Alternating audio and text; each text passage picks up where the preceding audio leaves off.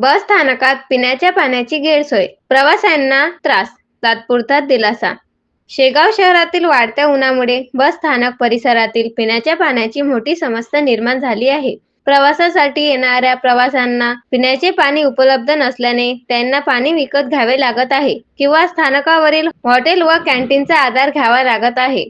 काही वर्षांपूर्वी येथील प्रतिष्ठित नागरिक यशवंतदादा बुरुंगले यांनी प्रवाशांच्या सोयीसाठी बस स्थानकात थंड पाण्याचा संच उपलब्ध करून दिला होता. मात्र देखभालीअभावी हा संच वापरात नव्हता. त्यामुळे त्यामधील पाणी दूषित व दुर्गंधीयुक्त होत असल्याच्या तक्रारी प्रवाशांकडून करण्यात आल्या.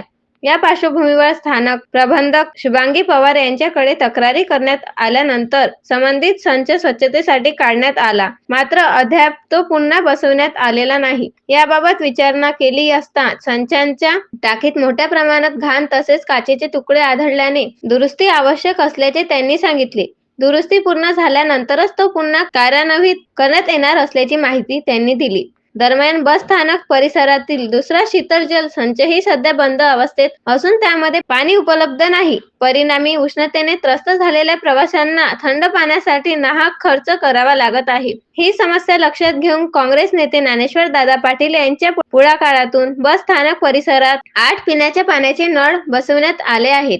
शहरातील पाण्याच्या टाकीतून या नळांना पाणी पुरवठा सुरू करण्यात आल्याने प्रवाशांना काही प्रमाणात दिलासा मिळाला आहे. तरीही बस स्थानकातील शीतल जल सुविधा तातडीने दुरुस्त करून सुरू करण्यात याव्यात अशी मागणी प्रवासी व नागरिकांकडून केली जात आहे. युवा क्रांती न्यूजसाठी डी. ललित, शेगाव.